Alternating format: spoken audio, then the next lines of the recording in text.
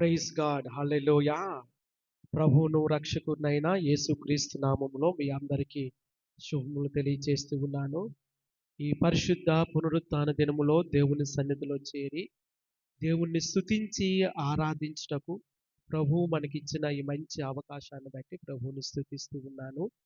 దేవుని నామానికి మహిమ కలుగును గాక.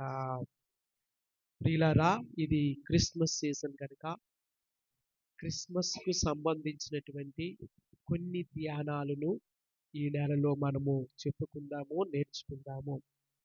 కనుక మీ బైబిల్ గ్రంథాన్ని యోహాను సువార్త 3వ అధ్యాయము 16వ వచనంలోనికి తెరువు చేయాలని మనవి చేస్తూ ఉన్నాను. మనందరికీ బాగుగా తెలిసినటువంటి లేఖన భాగము యోహాను సువార్త 3వ అధ్యాయము 16వ వచనం. దేవుడు లోకమును ఎంతో ప్రేమించెను కాగా ఆయన తన అద్వితీయ కుమారునిగా పుట్టిన వాడి యందు విశ్వాసముంచు ప్రతి వాడును నశింపక నిత్య జీవము పొందినట్లు ఆయనను అనుగ్రహించెను. ప్రార్థన చేసుకుందాము. పరిశుద్ధుడు అయిన తండ్రి, ప్రేమ కలిగిన ఆయన, వందనాలు చెల్లిస్తూ ఉన్నాను.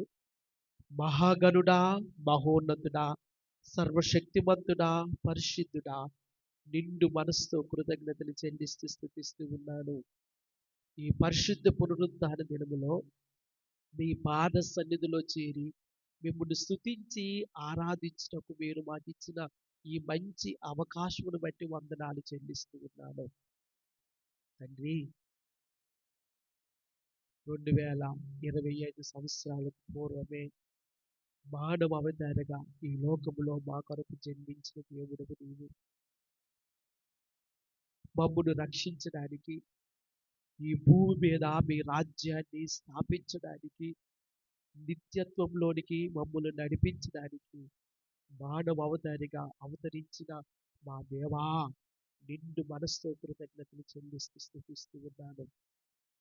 మీ పుట్టుకుని జ్ఞాపకం చేసుకొని ఈ మాసమంతా మేము సంతోషించి ఆనందిస్తూ ఉంటుండగా మీ కృప మా ఎడలుంచుమని ప్రార్థన చేస్తూ కృతజ్ఞతలు చెల్లిస్తూ స్తుతిస్తూ ఉన్నాను.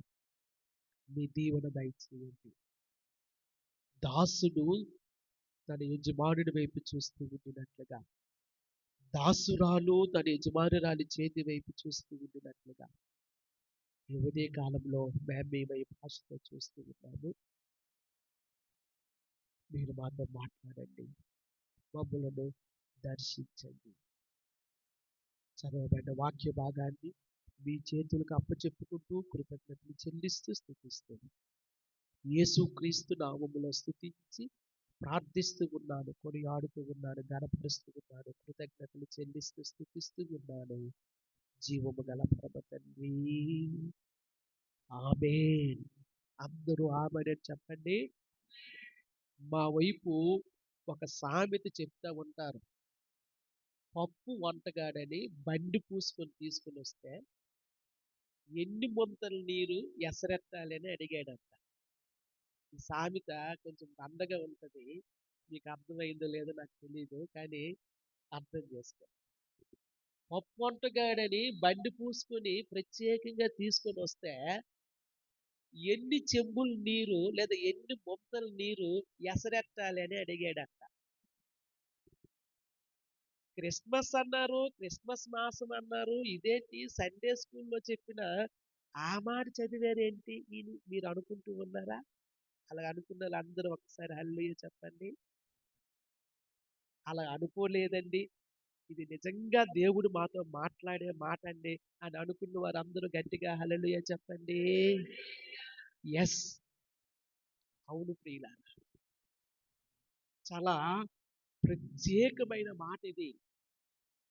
దేవుని యొక్క కుమారత్వానికి సంబంధించి దేవుడు తన వాక్యములో మన కొరకు పొందుపరిచినటువంటి ప్రత్యేకమైన మాట ఇది. ప్రియులారా, దేవుడు లోకమును ఎంతో ప్రేమించెను కాగా ఆయన తన అద్వితీయ కుమారునిగా పుట్టిన వాడి యందు. ప్రియులారా, చాలా జాగ్రత్తగా ఈ మాటలు ఆలకించాలని మనము చేస్తూ ఉన్నాను. దేవుని నామానికి మహిమ కలుగును గాక. హల్లెలూయా, హల్లెలూయా, హల్లెలూయా. అద్వితీయ కుమారుడిగా పుట్టినవాడు యందు విశ్వాసముంచువాడు. దేవుడు తన కుమారుణ్ణి ఈ లోకానికి పంపించాలని ఉద్దేశించి ఉన్నాడు. దేవుని నామానికి మహిమ కలుగును గాక. మనందరికీ తెలిసినటువంటి సంగతి. ఎందుకు ఈ లోకానికి దేవుడు తన కుమారుణ్ణి పంపించాలని ఉద్దేశించి ఉన్నాడు?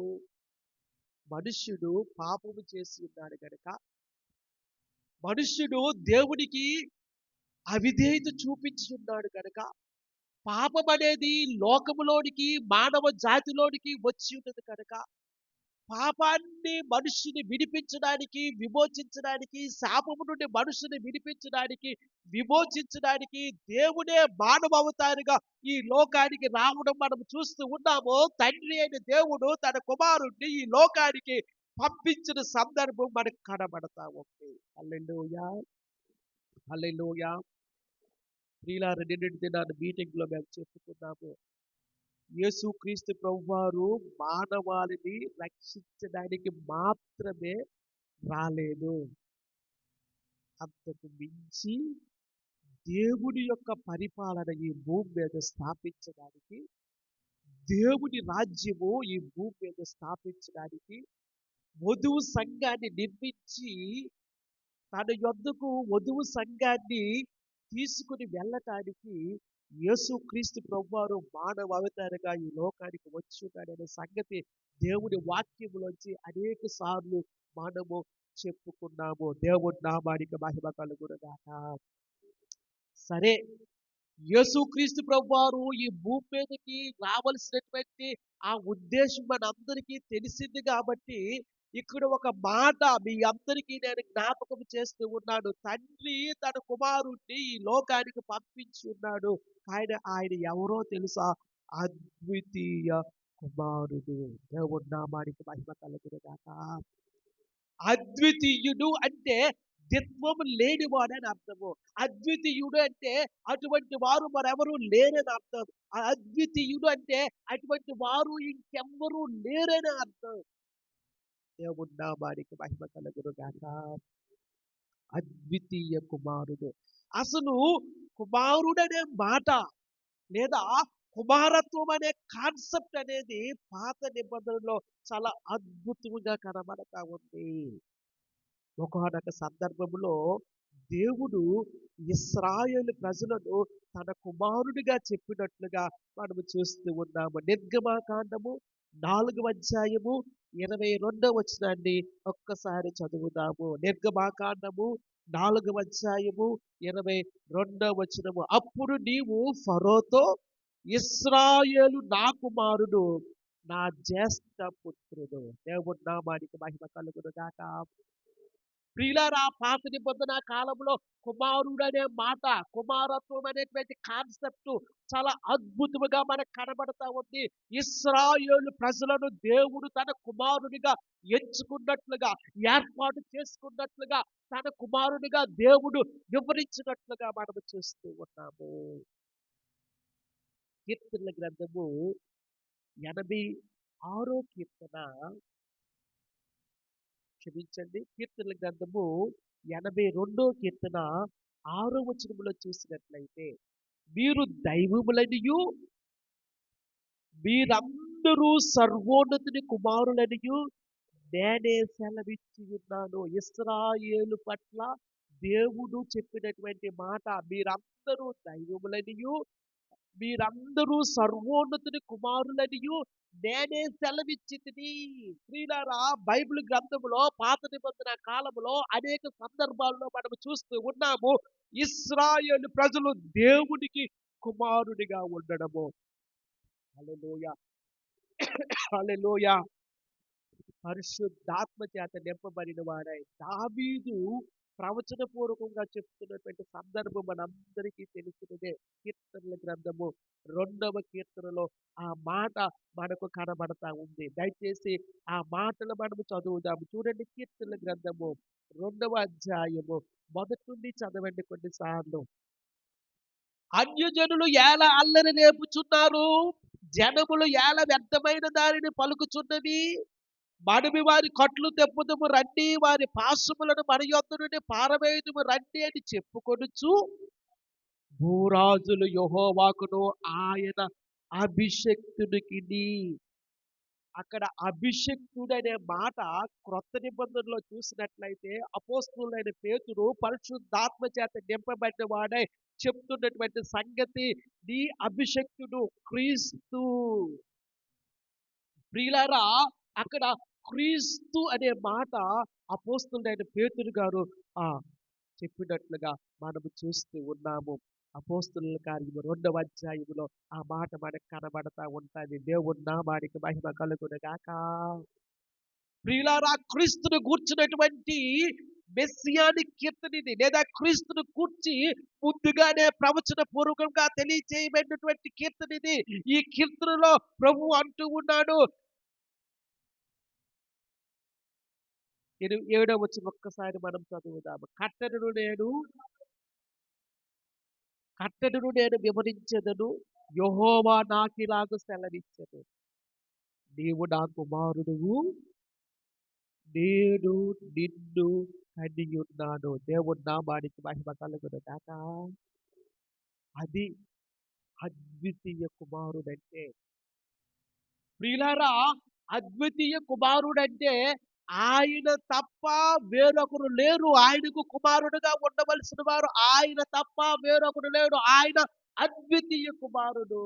దేవుని నామానికి మహిమ కలుగును గాక. హల్లెలూయా, హల్లెలూయా. అద్వితీయుడంటే వేరొకరు లేరని అర్థం. అటువంటి వారు మరొకరు లేరని అర్థం. అద్వితీయ కుమారుడు ఆయన, అద్వితీయుడు, ద్విత్వము లేనివాడు. ప్రియులారా, అద్వితీయుడైన కుమారుడు ఆ దేవుని వాక్యములో మనం చూస్తూ ఉన్నాము. ఈ లోకానికి మానవ అవతారిగా ఆయన వచ్చి ఉన్నాడు. దేవుడి కుమారుడిలో ఉండే ఆధిక్యత ఏంటో కొలస్సీలకు రాసిన పత్రికలో మనకు కనబడతా ఉంటది. ఒక్కసారి ఆ మాట కూడా చదువుదాము. చూడండి, కొలస్సీలకు రాసిన పత్రిక 1వ అధ్యాయము 15వ వచనం నుండి చూసినట్లయితే, ఆయన ఆశ్చర్య దేవుడి స్వరూపై సర్వ సృష్టికి ఆది సంభూతుడై ఉన్నాడు. దేవుడి నామానికి మహిమ కలుగును గాక. హల్లెలూయా. కుమారుడైన దేవుడు సర్వ సృష్టికి ఆది సంభూతుడై ఉన్నాడు. సమస్తము ఆయన ద్వారా జరిగి ఉన్న 16వ వచనంలో ఏలయనగా ఆకాశమందున్నవియు భూమియందున్నవియు దృశ్యమైనవి గాని అదృశ్యమైనవి గాని అవి సింహాసనములైనను ప్రభుత్వములైనను ప్రధానులైనను అధికారములైనను సర్వమును ఆయన యందు సృజింపబడెను. సర్వమును ఆయన ద్వారాను ఆయన బట్టి సృజింపబడెను. ఆయన అన్నిటికంటే ముందుగా ఉన్నవాడు. ఆయనే సమస్తమునకు ఆధారభూతుడు. సంగమును శరీరమునకు ఆయనే శిరస్సు. ఆయనకు అన్నింటిలో ప్రాముఖ్యము కలుగ నిమిత్తము ఆయన ఆది అయ్యుండి మృతులలో నుండి లేచుటలో ఆది సంభూతుడాయను. కుమారుని యొక్క మహోత్సవము, కుమారుని యొక్క దిత్వము మీరు చూస్తూ ఉన్నారా? ప్రియులారా, కుమారుడు ఆది సంభూతుడు. ఆయన ద్వారా సమస్తము నెరవేర్చబడి ఉన్నాయి. ఆయన ద్వారా సమస్తము సృష్టించబడి ఉన్నాయి. ఇంకో మాటలో చెప్పాలంటే ఆయన కొరకే తండ్రి సమస్తాన్ని జరిగిస్తూ ఉన్నాడు. ఆయన కొరకే తండ్రి సమస్తాన్ని చేస్తూ ఉన్నాడు. దేవుడి వాక్యం చాలా స్పష్టంగా మనకు సెలవిస్తా ఉంది. ఏలయనగా ఆకాశమందున్నవి గాని భూమి అందున్నవి గాని దృశ్యమైనవి గాని అదృశ్యమైనవి గాని అవి సింహాసనాలైన ప్రభుత్వాలైన ప్రధానులైన అధికారులైన సర్వము ఆయన యందు సృజింపబడెను. ఆయన ద్వారా సృజింపబడెను. ఆయన కొరకు సృజింపబడెను. అద్వితీయ దేవుడు ఆయన. ఆయన వంటి కుమారుడు ఎవడూ లేడు. అందుకే ప్రియులారా, దేవుడి వాక్యం మనకి సెలవిస్తా ఉంది, అద్వితీయుడు. హల్లెలూయా, హల్లెలూయా, హల్లెలూయా. యేసుక్రీస్తు ప్రభు వారి యొక్క వర్ణన గురించి మనం చదివితే ప్రకటన గ్రంథాన్ని చదవాలి. ఏమైనా హల్లెలూయా. చదువుదామా? ఒక్కసారి తీయండి. ప్రకటన గ్రంథము దేవుని నామానికి మహిమ కలుగును గాక. ఒకసారి గట్టిగా హల్లెలూయా చెబుదామా? ప్రకటన గ్రంథము ఆయన గురించి ఏం చెప్తూ ఉందో ఒక్కసారి 8వ వచనం నుండి చదువుతాం. చదవండి. ఆల్ఫయు ఒమేగయు నేనే, వర్తమాన భూత భవిష్యత్ కాలముల్లో ఉండువాడును నేనే అని సర్వాధికారియు దేవుడునగు ప్రభువు సెలవిచ్చుచున్నాడు. దేవుని నామానికి మహిమ కలుగును గాక. హల్లెలూయా. అల్ఫా ఒమేగా ఆయనే, ఆది అంతము ఆయనే. ప్రియులారా, ఆయనను గూర్చినటువంటి వర్ణన ఇక్కడ మనకి చాలా స్పష్టంగా తెలియచేయబడుతూ ఉంది. వీలైతే 12వ వచనం నుంచి చదవండి. ఇది వినగా నాతో మాట్లాడుచున్న స్వరమేమిటో అని చూడ తిరిగి తిరుగుగా 7 సువర్ణ దీపస్తంభము ఆ దీపస్తంభముల మధ్యను మనుష్య కుమారుని పోలిన ఒకనిని చూచి తిని. దేవుని నామానికి మహిమ కలుగును గాక. హల్లెలూయా, హల్లెలూయా. 13వ వచనం మరొకసారి చదువుదాము. తిరుగుగా 7 సువర్ణ దీపస్తంభములను ఆ దీపస్తంభముల మధ్యను మనుష్య కుమారుని పోలిన ఒకడు చూచి తిని. ఆయన తన పాదముల మట్టుకు దిగువనున్న వస్త్రములు ధరించుకొని రొమ్మునకు బంగారు దట్టి కట్టుకొని ఉండును. ఆయన తలయు ఆయన తల వెంట్రుకలు తెల్లని ఉన్నిని పోలినవై హిమమంత ధవలముగా ఉండెను. ఆయన నేత్రములో అగ్ని జ్వాల వలె ఉండెను. ఆయన పాదములు కొలుములో పుటము వేయబడి మొరయిచున్న అపరంజితో సమానమై ఉండెను. ఆయన కంఠస్వరము విస్తార జల ప్రవాహముల ధ్వని వలె ఉండెను. హల్లెలూయా. మన ప్రభువు మన రక్షకుడైన యేసుక్రీస్తు ప్రభువాన్ని కూర్చున్నటువంటి వర్ణన ఇక్కడ మనకు కనబడతా ఉంది. సువర్ణ దీపస్తంభముల మధ్య ఆయన సంచారం చేస్తూ ఉన్నాడు. ఆయన మన ప్రధాన యాజకుడు, ఆయన మన ప్రభువు, మన రాజు, మన రక్షకుడు. ప్రియులారా, ఆయన మన ప్రధాన యాజకుడు మన కొరకు విజ్ఞాపన చేస్తూ ఉన్నాడు. యేసుక్రీస్తు ప్రభువారు గురించినటువంటి వర్ణన ప్రకటన గ్రంథంలో అద్భుతంగా మనకు కనబడతా ఉంది. ఆయన అద్వితీయ కుమారుడు. దేవుని నామానికి మహిమ కలుగును గాక. అందుకే యెషయా గ్రంథంలో కూడా ఒక మాట చదువుతూ ఉంటాం. తీయండి యెషయా గ్రంథము 9వ అధ్యాయము 6వ వచనము. యెషయా గ్రంథము 9వ అధ్యాయము 6వ వచనం మనకు అంతత అయిపోతా ఉంది ఆ మాట. ఏలయనగా మనకు శిశువు పుట్టెను, మనకు కుమారుడు అనుగ్రహింపబడెను. దేవుని నామానికి మహిమ కలుగును గాక. ఏలయనగా మనకు శిశువు పుట్టెను, మనకు కుమారుడు అనుగ్రహింపబడెను. దేవుని నామానికి మహిమ కలుగును గాక. హల్లెలూయా, హల్లెలూయా. శిశువుగా ఆయన ఈ లోకంలో పుట్టాడు, కానీ ఆయన మనకు కుమారుడిగా అనుగ్రహించబడెను. దేవుడు ఆదామును చేసినప్పుడు శిశువుగా చెయ్యలేదండి, లేదా శిశువుగా పుట్టింపలేదు. ఎలా చేశాడు దేవుడు? మట్టిని తీసుకొని ఆ మట్టితోని పెద్ద వాణిగా తయారు చేశాడు దేవుడు. పెద్ద వాణిగా తయారు చేయబడినటువంటి ఆదాము పాపం చేశాడు, దేవుడికి అవిధేయత చూపించాడు. కానీ శిశువుగా పుట్టినటువంటి కుమారుడు ఆ పాపము నుండి మనలను విడిపించాడు. దేవుని నామానికి మహిమ కలుగును గాక. ఒకసారి గట్టిగా హల్లెలూయా చెబుదామా? హల్లెలూయా. ఏలయనగా మనకు శిశువు పుట్టెను. ఆయన శిశువుగా ఉండిపోలేదండి. మరియమ్మ గారు ఇంకా ఆయన్ని శిశువుగా చేసుకొని ఎత్తుకోలేదు. ఆ పీరియడ్ అయిపోయింది. ఆయన శిశువుగా పుట్టాడు, కానీ మనకు కుమారుడిగా అనుగ్రహించబడెను. దేవుని నామానికి మహిమ కలుగును గాక. శిశువుగా పుట్టడానికి, కుమారుడిగా అనుగ్రహించబడడానికి ఎంతో వ్యత్యాసం ఉంది. ఆయన మనకు కుమారుడిగా ఇవ్వబడ్డాడు, అద్వితీయ కుమారుడై ఉన్నాడు. దేవుని నామానికి మహిమ కలుగును గాక. హల్లెలూయా. అద్వితీయ కుమారుడైన ద్విత్వం లేనివాడు అంటే ఆయన వంటి వారు మరొకరు లేడు. ఇక్కడ ఒక విశేషమైన సంగతి చెప్పనా? సాతాను కూడా, లూసిఫర్ కూడా ఏమనుకుంటూ ఉన్నాడంటే, లేదా ఏమని వాదన చేస్తూ ఉన్నాడంటే, నేను దేవుని కుమారుడినే అని వాదన చేస్తూ ఉన్నాడు.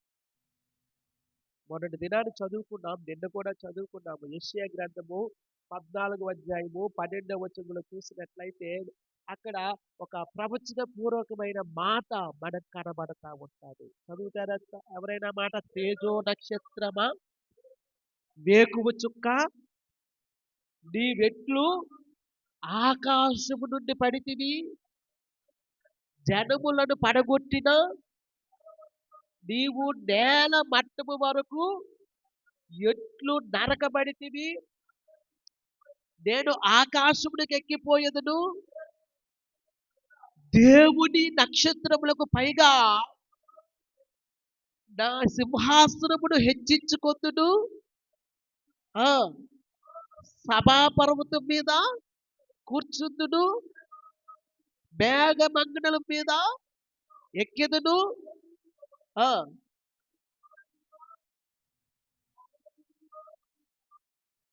మహోన్నతునితో నన్ను సమానునిగా చేసుకొందును. ఇక్కడే వచ్చింది సమస్య. ప్రియులారా, మహోన్నతుడు అంటే తండ్రి అయిన దేవుడని కాదు అర్థము. మహోన్నతుడు అంటే కుమారుడైన దేవుడు. లూసిఫర్ కూడా ఏమంటూ ఉన్నాడంటే, నేను నీ సృష్టే కదా, ఇంకా చెప్పాలంటే అందరికంటే నన్నే కదా నువ్వు ముందు చేసావు, కాబట్టి నాకు రావాల్సిన వాటా నాకు ఇచ్చే అన్నట్టుగా వాడు దేవునికి వ్యతిరేకముగా లేదా దేవుని కుమారునికి వ్యతిరేకముగా ఉంటూ ఉన్నాడు, లేదా పని చేస్తూ ఉన్నాడు. అది దేవుడు ఏమంటాడో తెలుసా? యేసు క్రీస్తు ప్రభువాని గురించి అద్వితీయుడు, ఆయన వంటి వారు మరొకరు లేరు. దేవుని నామానికి మహిమ కలుగును గాక. హల్లెలూయా, హల్లెలూయా. ఆయన వంటి వారు మరొకరు లేరు. ఆయన అద్వితీయుడు, ఆయనే కుమారుడు, ఆయనే దేవుని యొద్ద నుంచి వచ్చిన వాడు, ఆయనే దైవత్వము, ఆయనే త్రిత్వములో ఒక దైవత్వమై ఉన్నట్లుగా మనం చూస్తూ ఉన్నాము. తండ్రి, కుమార, పరిశుద్ధాత్మైన దైవత్వములో కుమారుడైన దేవుడు ఒక దైవత్వము. కానీ కుమారుడైన దేవునికి వ్యతిరేకముగా మరొక దేవుని సృష్టి అయినటువంటి వ్యక్తి అంటూ ఉన్నాడు, నేను మహోన్నతునితో సమానుడిగా చేసుకుంటాడు. అదే సాతానుతో వచ్చేటువంటి ప్రాబ్లం. దేవుడు అంటాడు, లేదయ్యా, ఆయనతో సమానంగా ఉండటానికి వీలు లేదు, ఆయన అద్వితీయుడు. దేవుని నామానికి మహిమ కలుగును గాక. మరొకరు ఆయనతో ఉండటానికి వీల్లే, ఆయన అద్వితీయుడు.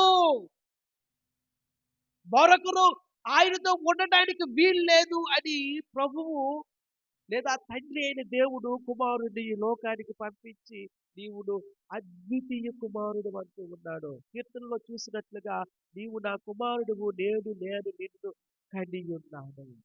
దేవుని నామానికి మహిమ కలుగును గాక.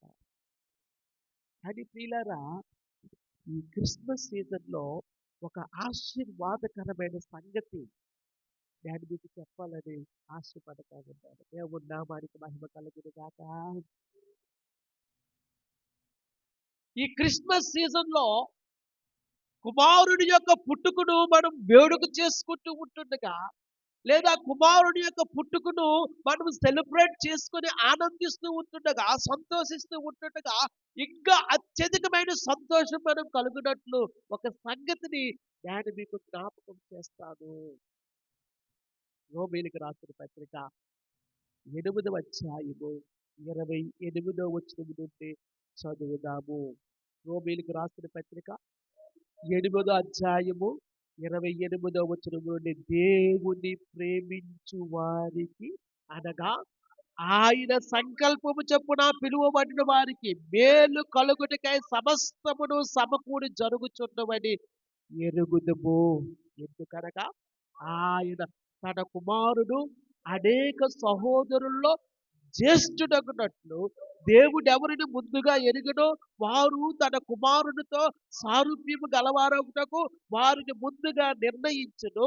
మరియు ఎవరిని ముందుగా నిర్ణయించునో వారిని పిలుచును. ఎవరిని పిలుచునో వారిని నీతిమంతులుగా తీర్చును. ఎవరిని నీతిమంతులుగా తీర్చునో వారిని మహిమ పరచను. దేవుడి నామానికి మహిమ కలుగును గాక. హల్లెలూయా, హల్లెలూయా. ప్రియులారా, దేవుని వాక్యం మనకు సాక్ష్యం ఇస్తా ఉంది. దేవుని ప్రేమించు వారికి అనగా ఆయన సంకల్పము చొప్పున పిలువబడిన వారికి మేలు కలుగునికే సమస్తము సమకూడి జరుగుచున్నవని ఎరుగుతుంది. ఇవన్నీ ఎందుకు దేవుడు మన జీవితాల్లో అనుమతిస్తా ఉన్నాడు?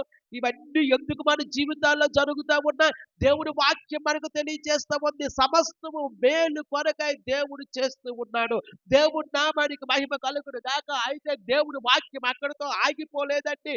ఎందుకనగా తన కుమారుడు అనేక సహోదరుల్లో జ్యేష్ఠుడగునట్లు. ప్రియులారా, దేవుడు వాక్యం మనకు సాక్ష్యం ఇస్తా ఉంది. ఆయన అద్వితీయ కుమారుడు. ఆయన వంటి వారు ఎవరూ లేరు. ఆయనే అద్వితీయుడు. ఆయనే తండ్రి ఈ లోకానికి పంపించినటువంటి దేవుని కుమారుడు. మానవ అవతారిగా ఈ లోకంలో నీ కొరకు నా కొరకు జన్మించినటువంటి దైవ మానవుడు ఆయన. దేవుడు వాక్యం సాక్ష్యమిస్తా ఉంది. ఆయన అద్వితీయుడు. కానీ ప్రియులారా, దేవుడు వాక్యం మనకు తెలియజేస్తున్న ఒక సంగతి ఏంటంటే అద్వితీయుడైన దేవుడు మనందరి కొరకు జ్యేష్ఠునిగా అయ్యున్నాడు. హల్లెలూయా.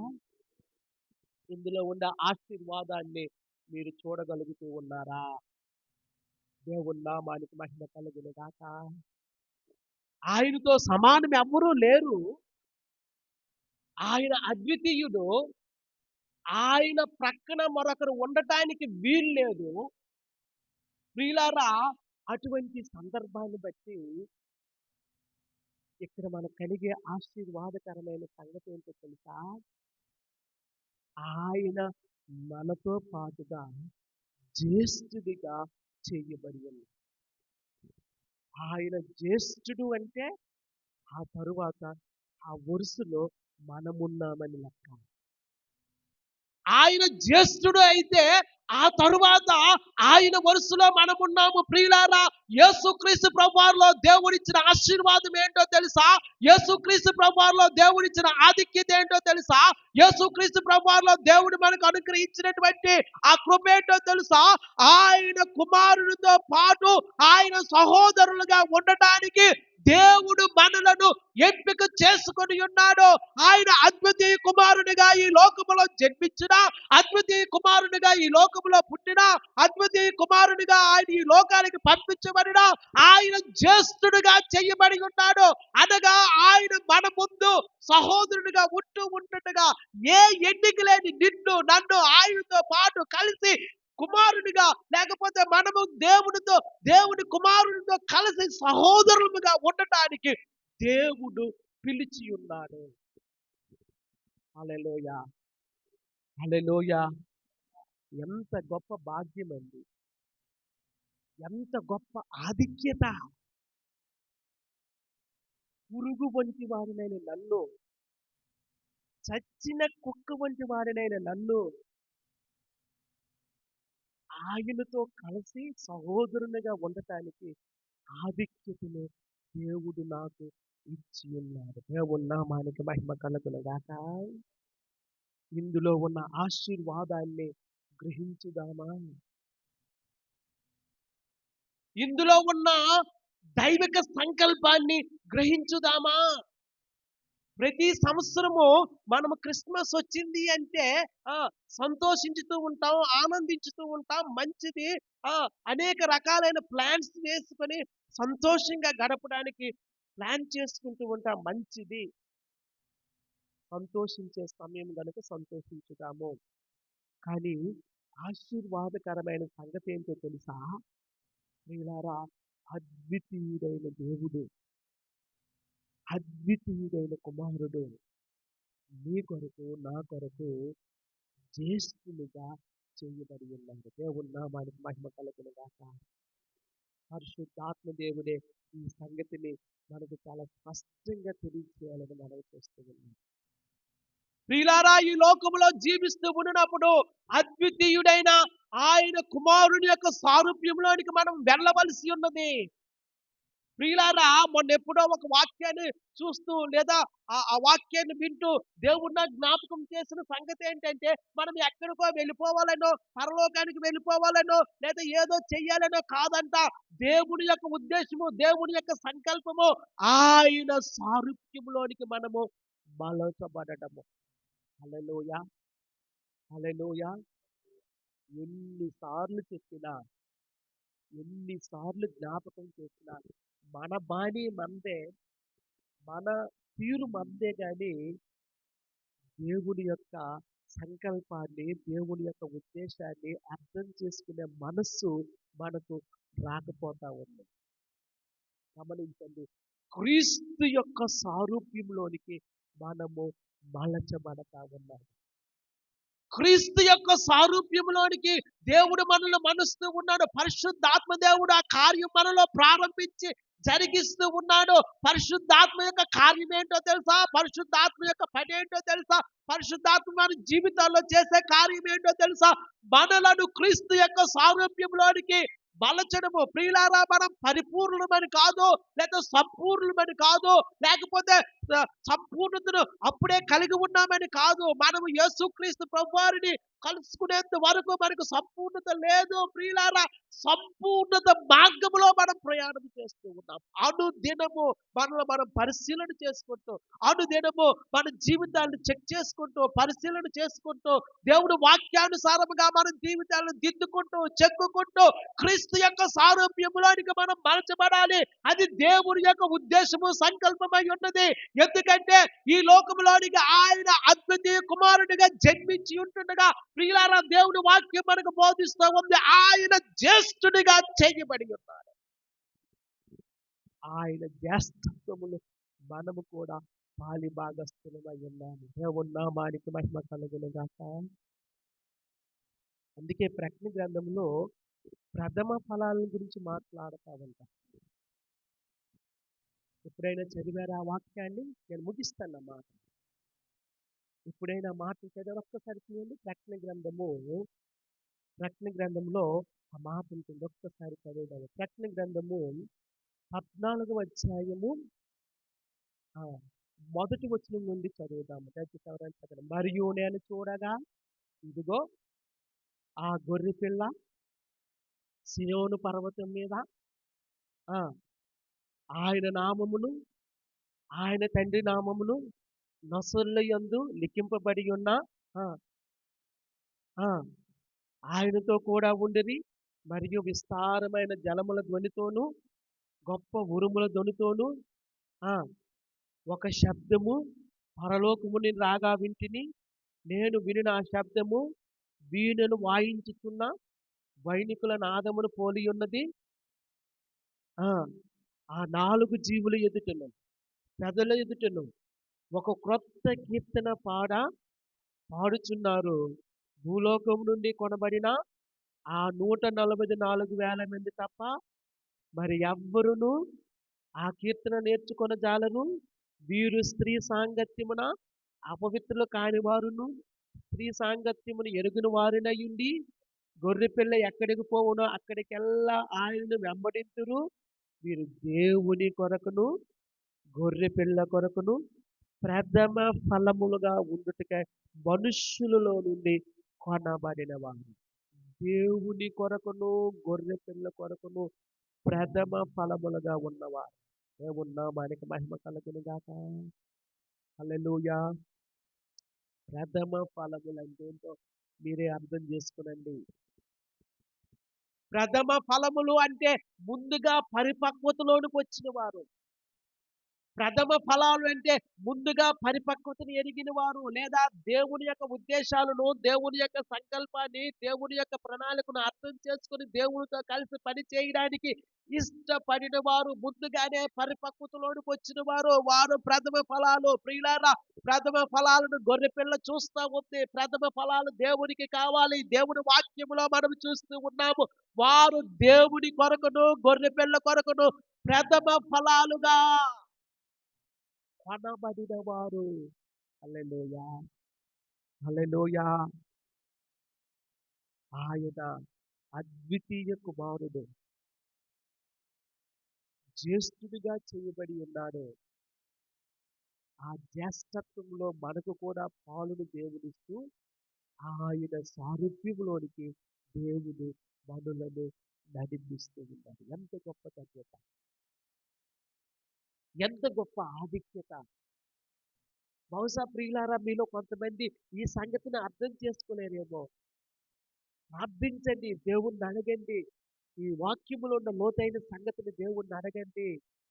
దేవుని కొరకు ప్రథమ ఫలాలుగా ఆయన సారూప్యంలోనికి మలచబడే వారుగా మనము ఉండబోతూ ఉన్నామా లేదా? దేవుడి వాక్యము సాక్ష్యం ఇస్తా ఉంది. ప్రథమ ఫలాలుగా ఉండాలి. అద్వితీయ దేవుడు, ఆయన తప్ప వేరొక దేవుడు లేడు. అద్వితీయ కుమారుడు, ఆయన తప్ప వేరొక కుమారుడు లేడు. ఎవరైనా నేనే ఆయన కుమారుడమని చెప్పుకున్నా, ప్రయత్నించినా అది వీలు పడదు. వారందరూ కూడా దేవుని యొక్క కుమారునికి శత్రువులై ఉన్నారు. మొన్న చెప్పుకున్నాం ఆ మాట. తండ్రి తన కుమారునితో చెప్తున్న మాట. దావీదు పరిశుద్ధాత్మ పూర్ణుడై కీర్తనలో రాయించినటువంటి మాట. అపోస్తులైన పేతురు గారు పరిశుద్ధాత్మ పూర్ణుడై దావీదు చెప్తున్న సంగతిని తిరిగి చెప్పడం మనం చూస్తూ ఉన్నాము. అదేమనగా, ప్రభువు నా ప్రభువుతో చెప్పుచున్న మాట, నీవు నా కుమారుడివై ఉన్నావు. నేను నీ శత్రువులను నీ పాదములకు పీఠముగా చేసేంత వరకు నీవు నా కుడి పార్శ్వమున ఆసీనుడవు కమ్ము. దేవుని నామానికి మహిమ కలుగును గాక. హల్లెలూయా. అద్వితీయ కుమారుడు ఆయన, అద్వితీయ కుమారుడు.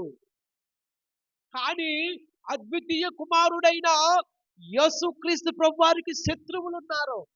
ఆయనకు విరోధముగా పనిచేసేవారు, ఆయనకు విరోధముగా జరిగించేవారు, ఆయనకు విరోధముగా జరుగుతున్నటువంటి సందర్భాలన్నీ మన కంటితో చూసినవి, మన కంటికి అగోచరమైనవి.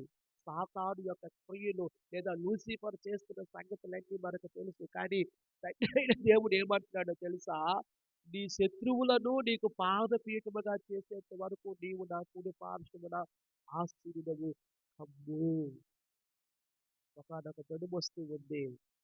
ఆ దినాన దేవుని కుమారుని యొక్క శత్రువు సంపూర్ణముగా ఓడించబడి, దేవుని కుమారుని యొక్క సింహాసనం యొక్క పాదపీఠముగా చేయబడతారు. ప్రథమ ఫలాలు దేవునితో కలిసి పరిపాలన చేస్తారు. దేవుని నామానికి మహిమ కలుగును గాక. ప్రియులారా, ఈ క్రిస్మస్ సీజన్లో ఆశీర్వాదకరమైన సంగతి, అద్వితీయుడైన దేవుడు మన కొరకు జ్యేష్ఠుడిగా చేయబడి, దేవుని నామానికి మహిమ కలుగును గాక. ఈ సంగతిని గురించి పరిశుద్ధాత్మ దేవుడిని అడగండి. ఇంటికి వెళ్ళాక ధ్యానం చేయండి. వాక్యాన్ని మరొకసారి మోకరించి ప్రార్థన చేసి అడగండి, ప్రభువా, ఇందులో ఉన్న సంగతి నేను గ్రహించలేకపోయాను, నన్ను క్షమించు, మరొకసారి నాకు బోధపరచు అనండి. ప్రియులారా, అద్వితీయ దేవునికి జ్యేష్ఠుడికి ఉండే వ్యత్యాసం ఏంటో ఒక్కసారి పరిశుద్ధాత్మ దేవుణ్ణి అడగండి. ఒకవేళ నేను సరిగ్గా బోధించలేకపోవచ్చు, నా మాటలు మీకు సరిగ్గా అర్థం కాకలేకపోవచ్చు, నేను మీకు వివరించలేకపోవచ్చు. కానీ పరిశుద్ధాత్మ దేవుడు ఉన్నాడు మీకు బోధించడానికి, మీకు వివరించడానికి, మీకు తెలియచెప్పడానికి. జ్యేష్ఠుడికి అద్వితీయుడికి ఉండే వ్యత్యాసం ఏంటో ఇంటికి వెళ్ళినాక ఆలోచన చేయండి, ప్రార్థన చేయండి. ఆయన అద్వితీయుడు. నీ కొరకు నా కొరకు జ్యేష్ఠుడిగా చేయబడ్డాడు. రోమిలికి రాసిన పత్రికలో అదే మాటను మనం చూస్తూ ఉంటాము. అనగా ఆయన సారూప్యంలోనికి దేవుడు మనలను నడిపిస్తూ ఉంటాడు. ఎంత భాగ్యమండి! ఇంకో మాటలో చెప్పాలంటే మన ప్రభువు, మన రక్షకుడు, మన రాజు, నీ కొరకు నా కొరకు సిలువలో మరణించినటువంటి యేసుక్రీస్తు ప్రభువారు మనకు సహోదరుడై ఉన్నాడు. దేవుని నామానికి మహిమ కలుగును గాక.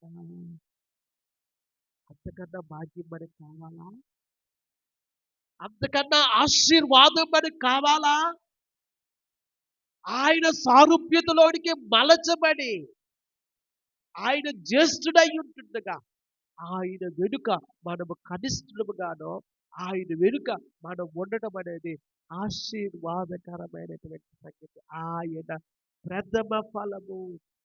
మనము కూడా ఆయన సారూప్యంలోనికి మలచబడి ప్రథమ ఫలముగా ఉంటూ ఉన్నాము. దేవుని నామానికి మహిమ కలుగును గాక. ఈ క్రిస్మస్ సీజన్ అంతటిలో ఆయనకు మనము ప్రథమ ఫలాలుగా ఉంటులాగున దేవునికి ప్రార్థించుదాము. గొప్ప ఆధిక్యత అది. దేవుడు మనకిచ్చినటువంటి ఆధిక్యత. ఆయనతో కలిసి దేవుని కుమారులుగా పిలవబడటము, ఆయనతో కలిసి దేవుని పిల్లలుగా చేయబడ్డము, ఆయన మన జ్యేష్ఠ సహోదరుడయ్యుండగా మనము ఆయనతో కలిసి అంగీకరించబడము ఈ క్రిస్మస్ సీజన్లో దేవుడు మనకిస్తున్నటువంటి ఆశీర్వాదం. అటువంటి మంచి కృప పరిశుద్ధాత్మ దేవుడు మనందరికీ ఇవ్వాలని మనస్ఫూర్తిగా కోరుకుంటూ, ఇంకను ఈ సీజన్ అంతటిలో ఈ మాట చేత దేవుడు మనలను సంధించాలని, దేవుడు మనల్ని ఎత్తి పట్టుకోవాలని, ఈ మాటను పదే పదే పదే పదే పరిశుద్ధాత్మ దేవుడు మనకు బోధించాలి అని తెలియచేసుకుంటూ నేను ఆ మాటలు ముగిస్తూ ఉన్నాను. అటువంటి పరిశుద్ధ కృపను దేవుడు మనకు అనుగ్రహించి దీవించి ఆశీర్వదించుగాక. ఆమేన్. పరిశుద్ధుడైన తండ్రి, ప్రేమ కలిగిన ఆయన వందనాలు చెల్లిస్తున్నాను. మహాగణుడువు, మహోన్నతుడువు, సర్వశక్తిమంతుడువు, పరిశుద్ధుడువు నీవు గనుక వందనాలు చెల్లిస్తూ ఉన్నాను. మా దేవుడువు నీవే. నీవు తప్ప వేరొక దేవుడు లేరు. నీ కుమారుడైన యేసుక్రీస్తు ప్రభువారు తప్ప వేరొకరు మా జీవితాల్లో లేరు. ఆయన అద్వితీయుడు. నీ కుమారుల్లో మమ్మును ప్రేమించి ఆయన్ని జ్యేష్ఠుడిగా చేసి ఆ జ్యేష్ఠత్వంలో మేము కూడా పాలి భాగస్థులమై ప్రథమ ఫలాలుగా ఉండుటకు నీ కృప మా ఎడల చూపించినందుకు వందనాలు చెల్లిస్తూ ఉన్నాను. మీ దయించండి, దీవించండి, దర్శించండి. తెలియక తెలుసు మా పొరపాట్లన్నింటినీ, మా అపరాధములన్నింటినీ, మా పాపములన్నింటినీ క్షమించుమని ప్రార్థన చేస్తున్నాను. తండ్రి, నీ కృప అనుగ్రహించండి. నీ వివేచన అనుగ్రహించమని ప్రార్థిస్తూ స్తుతిస్తున్నాను. మీ చిత్తానికి అప్పగించుకుంటూ కృతజ్ఞతలు చెల్లిస్తూ స్తుతిస్తూ మీ దయించమని ప్రార్థన చేస్తూ యేసుక్రీస్తు నామములో స్తుతించి ప్రార్థిస్తూ ఉన్నాను, కొనియాడుతూ ఉన్నాను, ఘనపరుస్తూ ఉన్నాను. జీవము గలపుకున్న తండ్రి. ఆమేన్. ఆమేన్.